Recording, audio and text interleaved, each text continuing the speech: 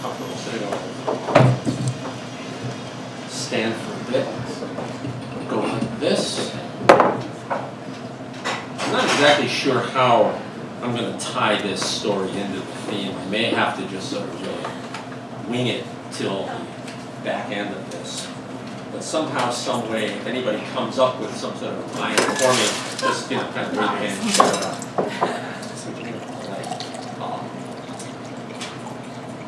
Use that for reference. This little story kind of exemplifies how, at least for me, it seems that the most interesting stuff that happens to us is always the stuff that you have no idea is going to happen to you when you wake up in the morning. And it seems like the day is going to get off to a perfectly normal start, and then by the end of the day you're just like, how in the name of sweet Jesus did that actually go on? My God. And such was the case this particular fine May day when I got up to basically a routine little flight from New York up to Montreal to give a little talk to a client. They were having an annual convention and I was going to be one of the speakers. And I hadn't been to Canada except to drive into Windsor from Detroit, which is really not quite the same thing. But I figured, okay, no problem. I call my travel agent. What do I need to do? Nah, nothing. Just go on up. No big deal. Okay, great. So you pop on the flight. It's short, maybe only about an hour, and you land up in the airport there. And you walk into the big customs room filled with the people and the lines, and it moves pretty quickly. So I walk up to the counter, and the man is sitting there and says, well, welcome to Montreal, thank you very much. Do you have your forms, which I had filled out, you know, the thing when you come into the country. There you are. Oh, and your passport. No, I don't have a passport. I'm traveling on Saturday, I really need one, but here's my driver's license. I'm sure that will suffice. Oh, well, monsieur, I'm very sorry, but unfortunately, you need to have a passport. Do you have a birth certificate? Thinking to myself, well, for God's sakes, if I don't have a passport, what am I going to do? I'm full of birth certificate. No, I don't have one of those either. Well, it's no problem. This happens all the time.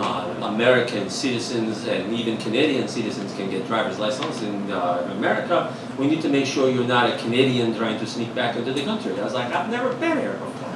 I didn't know people snuck into Canada. Kind of like that benign neighbor who lives up the street and never really bothers you. It's just sort of a big state park north of us, and whoever really gives it much thought. So, okay, fine, well, that's no problem. So you just go down the hall to the right, the first door, and talk to the people there. So, thank you very much. I walk down now into a medium-sized room, sort of filled with high class and the people in the chairs, just to deal with little problem children like me. So, I think nothing of it. I'm looking at my watch. I'm supposed to have some dinner with some friends. And everything's just going along peacefully until I get up to the window and I explain to the man my little problem. Oh, well, do you your name and do you your social security number? And he bangs it in the machine. At which point I should probably reveal that at one point, maybe some of you who've been here before will remember a little certain speed bump on my permanent record from misactivities past. But I didn't think anything of it until he banged on the little keyboard and I saw his eyes just go. And I thought, oh no. I mean, it can't be. You guys got to be kidding me.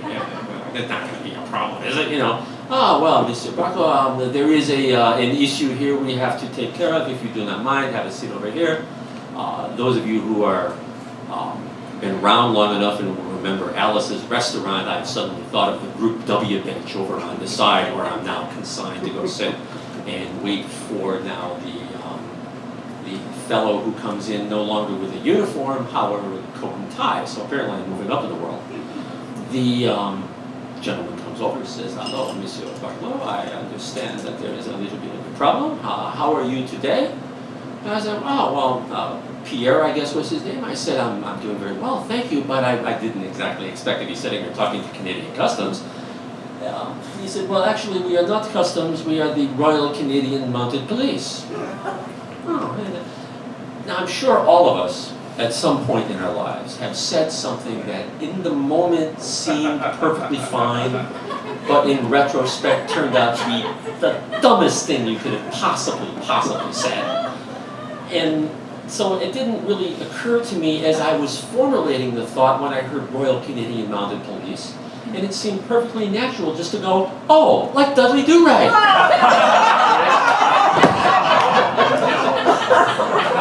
The look on this gentleman's face. I saw my name kind of change from Dave Barklow to Bend Over. Because the Royal Canadian Mounted Police was now going to, I was about to be royally mounted by the Canadian Police. The look on his face just made me think that suddenly Anne Boleyn was going to get off easy, and I was a dead man at this point. So I'd gone from the big room to the medium room, now to the little office in the back of the entire affair. And I'm presented with the option of discussing. I gave a couple facts and what I did, and here's the survey, okay, fine. This is no problem, Mr. Barklow. These kinds of things happen all the time, maybe 6 or 7 times a day. People are not aware, we have these rules, okay, fine. Well, that's fine, just, I understand completely, and I'm trying to, grovel huge at this point. At which point he says, so it will only be a few minutes, we'll have you back on a flight any minute now. Excuse me, but back on a flight? Back on a flight to where? I'm speaking here in Montreal. I'll just, let me sign with it. No, you do not understand. Unfortunately, we are not able to grant you permission to enter the country. I have just now been thrown out of Canada. It's like being denied entrance to a state park. You must be joking. No, mister, I'm afraid not. These are the rules and these are how we do things. Oh, okay, fine. Is there anything we can do about this? Is there someone I can call? No, I'm sorry. Do you have a form 2706B from the minister? No, but I'll call them now. No, it takes about 7 weeks for these things to clear, I'm afraid. Oh, okay. Well, geez, it's the week before Memorial Day, which in Canada is their Queen Victoria Day, sort of the Canadian Memorial Day. So all the flights are going to be booked. I said, geez, it might be kind of hard to get me a seat. No. That is okay. We have our ways. You will get on your flight. We have no problem with that. Okay, so now I've been kicked out of Canada, and I am being walked back to the gate by a very nice, large Royal Canadian Mounted Police. I actually would have felt sorry for the horse she would have had to have ridden on, but nonetheless, she's very sweet about it. We go back to the gate, and at which point I notice a man screaming at the gate agent. Apparently he's the fellow who's been kicked off the flight that I am now replacing him with, because obviously everything is full. I mean, all the flights are booked. In, out is their big weekend, and I have now just been succeeding in kicking this poor guy off the flight. Great, so I'm hiding in the corner, trying not to be visible.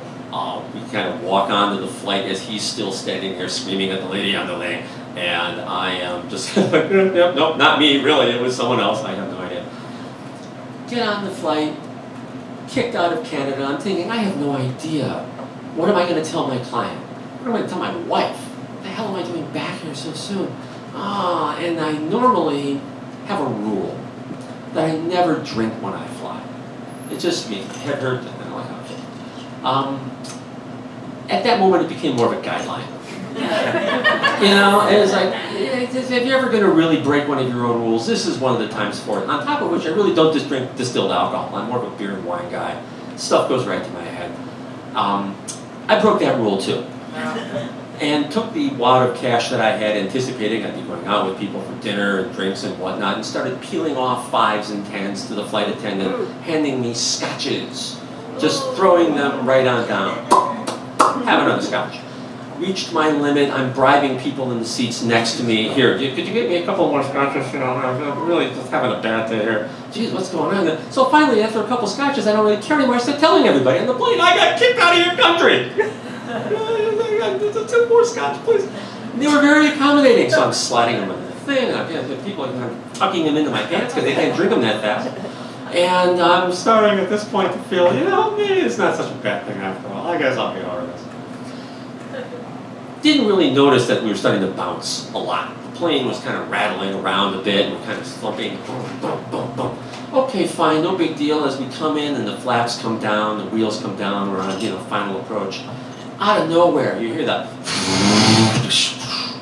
Wheels come up, flaps go up, we start circling around again. Pilot comes on, Madame, monsieur, and I'm thinking, holy Christ, something fell off the plane. I have no idea what this man is saying, but it can't be good because we just obviously missed an approach. Then he breaks in English, ladies and gentlemen, very sorry to have, for the inconvenience, but a Category 6 thunderstorm has just gone through the LaGuardia area. So we're going to be circling around for a couple of minutes. I said, great, more time for scotch. And I'm going to kind of couple it down out of my secret pocket. About 10 minutes after that, ladies and gentlemen, it comes back in English. Rather than circle around and wait for the storms to pass, we've been instructed to go back to Montreal, where we will just land and the airline will take care of whatever accommodations you may need for the evening. Excuse me. I raised my hand. The lady thought I wanted more scotch. She said, "No, I'm sorry, actually, and if you continue in this behavior, we'll have to turn you over to the authorities when we land." I was like, "You want some names? Really? No problem. That's exactly where I'm headed anyway. I suggest you call Pierre over in the RCMP office.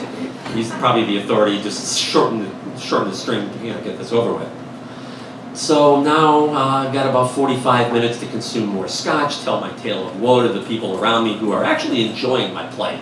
I don't know what it is about Canadians and Americans, or perhaps just the French Canadians, but what was it, Schadenfreude we heard earlier, had decidedly settled into the back of the cabin.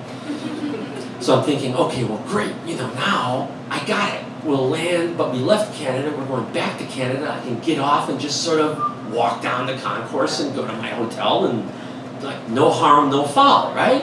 Okay. And as we're landing, no problem, the pilot comes on and says, "Ladies and gentlemen, these flight attendants are passing out the customs form because, as you know, we cleared American customs on the Canadian side of the border, so we'll all have to go back through customs again." Plain and if it was merely inconvenient for the people in the rest of the cabin, it was a death knell for me, because now I realize I've got nowhere to go. So great. I'm going back to Canada.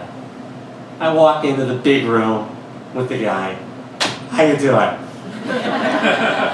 Oh, it was a different guy. That guy's like, "Monsieur, welcome to Canada. Do you have the form?" Shit, no, I forgot about the form. I left it on the plane. "Oh, well, do you have your passport?" No, ain't got one of those either. "Oh, well, no problem. You go down to the room." Yeah, I know where it is. Don't worry about it. I've been here before. I got this all down. Walk into the medium-sized room where apparently, it's a short flight. Apparently, one of the people was still on duty and saw me walk into the room.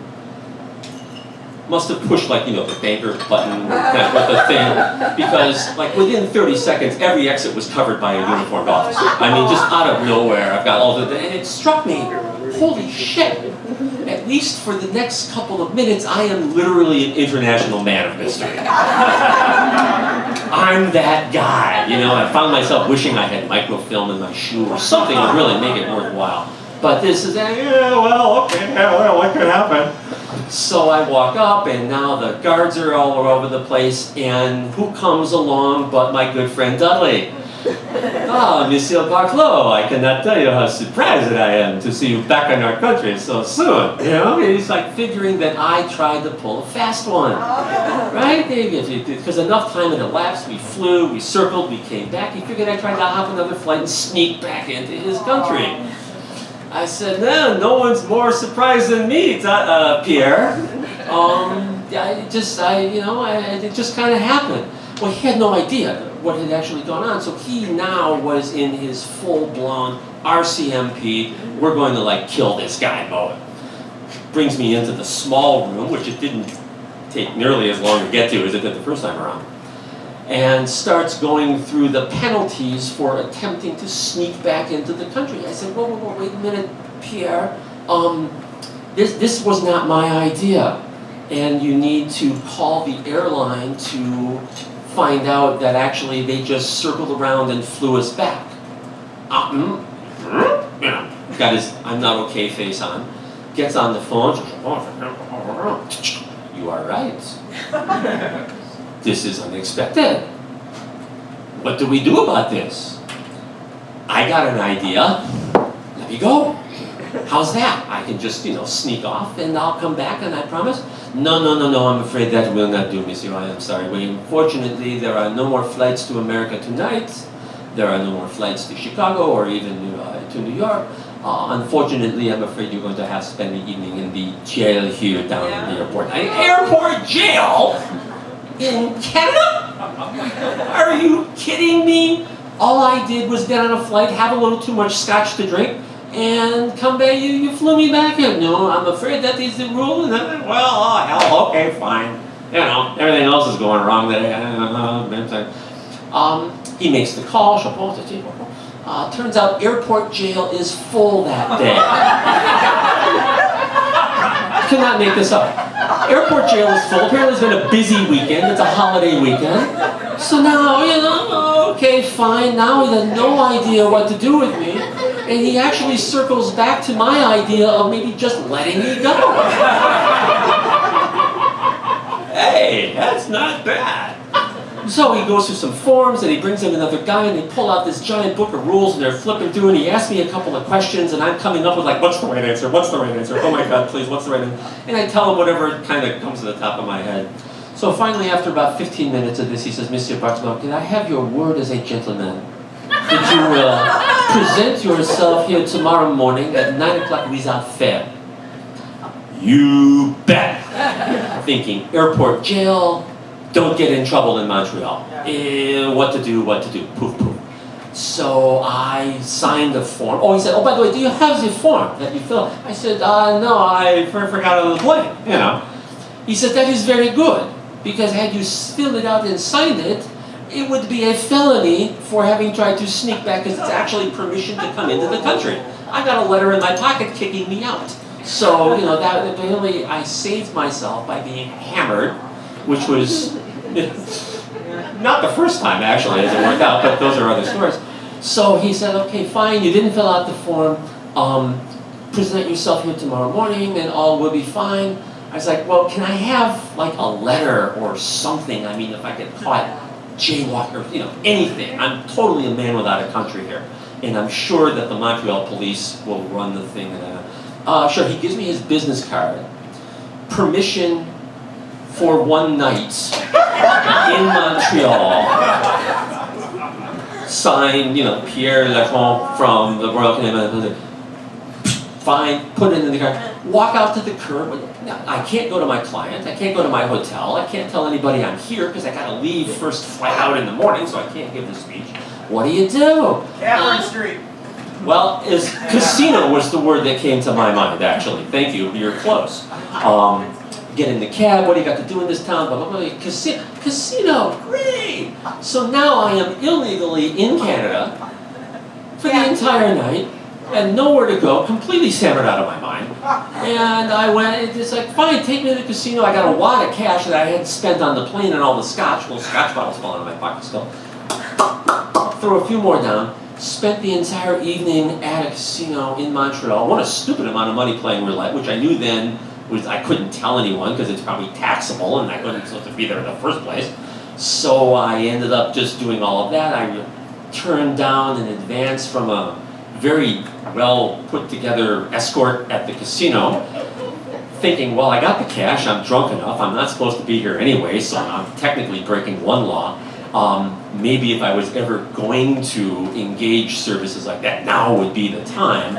But then it occurred to me, that's the last thing I need to go back to the airport and tell Pierre, oh, by the way, yeah, you let me out for the night. Sorry about the hooker. Things just didn't go well for me. So we kind of passed up on that. Ended up going back to the airport about 9 o'clock in the morning. Still hammered, drank all night. And Pierre was there. He came in early because his ass was on the line. If I didn't show up and blew this thing, it was going to be an all-out RCMP search. So the short end of a long story is that when you call your travel agent and you ask them for advice, don't believe a word they say. As he walked me to the gate to my flight, he said, Monsieur Barklow, you've been very, very, very polite. We appreciate it. But next time, bring your passport. And I said, thank you, I will do that. I definitely will not call my travel agent because, tying the thing together now, won't get fooled again.